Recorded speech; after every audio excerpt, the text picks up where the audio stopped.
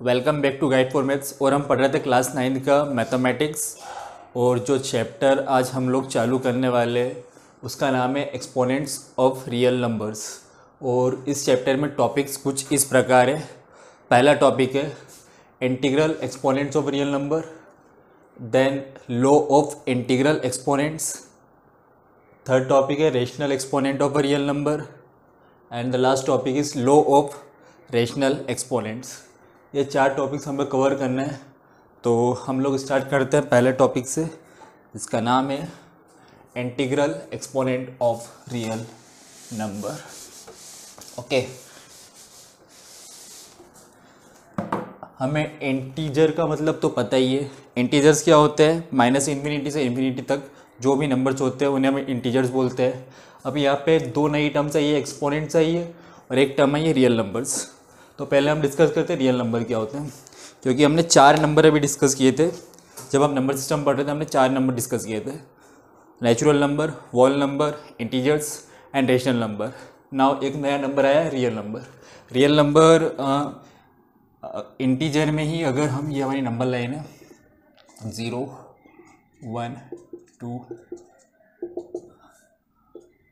-1, -2, -3, हमने यहाँ पे देखा था ये सभी तो इंटीजर्स है, बट 0 और 1 के बीच में जो नंबर्स आते हैं, जो पॉइंट में आते हैं, ये तो रियल नंबर से ही सही, बट इनके अलावा जो इनके बीच में रियल नंबर्स आएंगे, लाइक 0 के बाद आ जाएगा 0.1, और इन दोनों के बीच में भी आ सकता है 0, 0.01, 0.02, 0.03, 0.04, ऐसे 0.09 और फिर आएगा 0.1। आपने देखा 0 और 0.1 के बीच में हमने इतने रियल नंबर्स अभी फाइंड आउट किए हैं।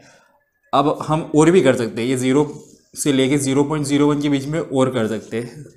इसको अगर हम ऐसे एक्सपांड करें 0, 0.001, 0.002, 0.003 से लेकर 0.009, और अगर इसी में प्लस 1 करते हैं यहाँ पे, तो ये हो जाएगा 0.010, जो कि ये वाला नंबर था। ये वाला नंबर था। तो हमने देखा कि 0 और 0.01 के बीच में हमने वापस से 10 रियल नंबर्स निकाले। तो अब आपको समझ में आएगा कोई भी नंबर रियल नंबर हो सकता है नंबर लाइन पे। Any number in a number line is a real number. Now हमें इंटीग्रल का मतलब पता चल गया है, रियल नंबर का मतलब पता चल गया। अब हम देखते हैं एक्सपोनेंट्स क्या होता है।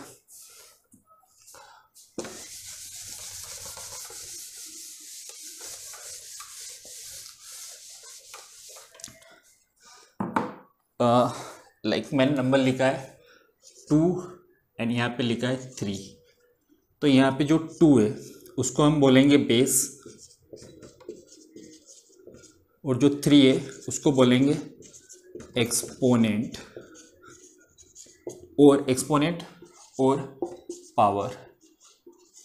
और इसको अगर हम सॉल्व करते हैं, इसका मतलब क्या होता है? 2⁻³ का मतलब होता है 2 × 2 × 2 × 2, डेट इज 8। सो एक्सपोनेंट का मतलब क्या होता है? किसी भी नंबर को हम पावर से रेस कर दे। 2⁻³ 8, लाइक हमने 8th क्लास में पढ़ा था 2 का स्क्वायर, जो कि होता है 4। 2⁻², 2 एक रियल नंबर है, उसमें हमने एक लगाया है, 2⁻² इज 4। ये हुआ एक्सपोनेंट। तो हमने सीखा integral exponent of real number क्या होता है। अब हमारे पास एक्सपोनेंट 2 टाइप्स के होते हैं, एक होता है पॉजिटिव एक्सपोनेंट और एक होता है नेगेटिव एक्सपोनेंट। पहले देखते हैं पॉजिटिव एक्सपोनेंट क्या होता है। Okay,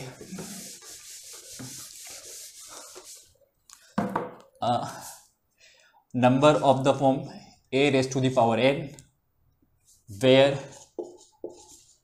n is positive real number। Form है a/n के फॉर्म में, और यहाँ पे जो n है वो real number, positive real number होना चाहिए। लाइक 2⁻1,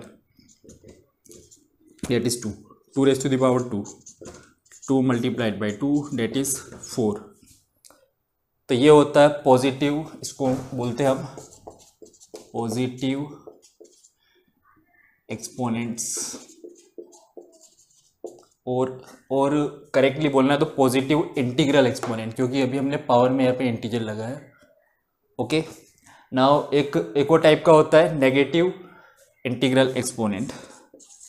वहाँ पे कुछ नहीं होता है, जो अपना n होता है वो एक नेगेटिव इंटीजर होगा। और सॉरी मैंने यहाँ पे गलत लिख दिया, यहाँ पे भी इंटीजर आएगा।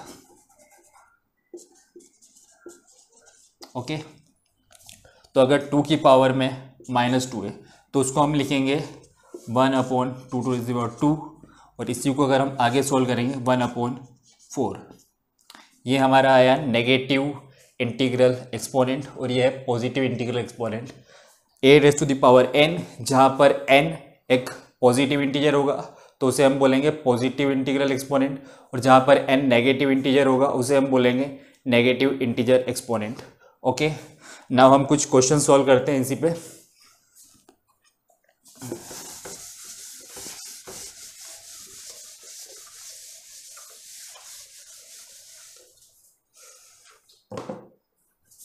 एक क्वेश्चन है 3/2⁻³ इसको हमें 3 टाइम्स लिखना है।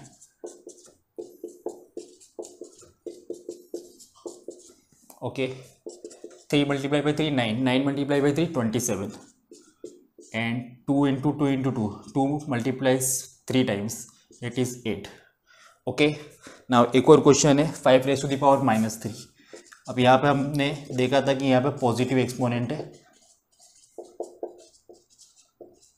और यहाँ पे जो -3 दिया है, नेगेटिव नंबर दिया है, नेगेटिव इंटीजर है या नेगेटिव एक्सपोनेंट है, इसको सॉल्व करने के लिए क्या करना पड़ता है 1/5³ और इसी को हम एक्सपांड करेंगे 5 × 5 × 5